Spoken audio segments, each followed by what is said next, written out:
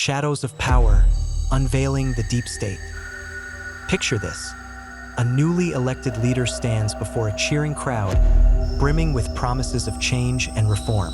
But behind the scenes, in shadowy corridors and sealed rooms, another force stirs. A force more powerful than the title of president or prime minister. This is the whispered world of the deep state, where power operates beyond the reach of public scrutiny. Our story begins with Thomas, an investigative journalist. His curiosity was sparked by a mysterious tip, an encrypted email claiming that the decisions shaping his nation weren't being made in Parliament or the presidential palace. Instead, they were dictated by an invisible network of bureaucrats, intelligence operatives, and powerful elites. Thomas dove into the rabbit hole, uncovering strange patterns. Policies that didn't align with public mandates, whistleblowers silenced before they could speak, and wars waged with no clear justification. Was this just the chaos of government, or something far more orchestrated?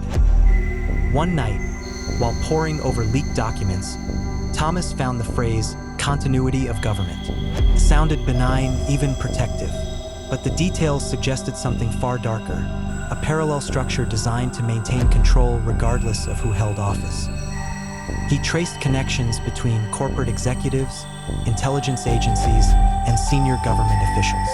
The same names appeared repeatedly: architects of wars, banking crises, and mass surveillance programs. Their influence was subtle but overwhelming, like a puppeteer pulling strings from the shadows. But what is the deep state, really? It's not a cabal of cloaked villains plotting world domination. It's a system, a network of entrenched interests. Bureaucrats who've served decades, immune to political winds. Intelligence agencies with secrets so dark they could topple governments. Corporations whose fortunes dictate national policies. History is rife with examples that fuel the deep state narrative. In the 1950s, the CIA orchestrated coups in countries like Iran and Guatemala to protect corporate interests. But here's the twist. The deep state doesn't need to meet in secret rooms or exchange cryptic messages. Its power lies in inertia, the difficulty of dismantling systems designed to perpetuate themselves. Politicians come and go, but institutions endure, often prioritizing their survival over the will of the people. Thomas's investigation culminated in a chilling realization. The deep state isn't some distant conspiracy. It thrives in plain sight, protected by the complexity of modern governance and the apathy of the masses.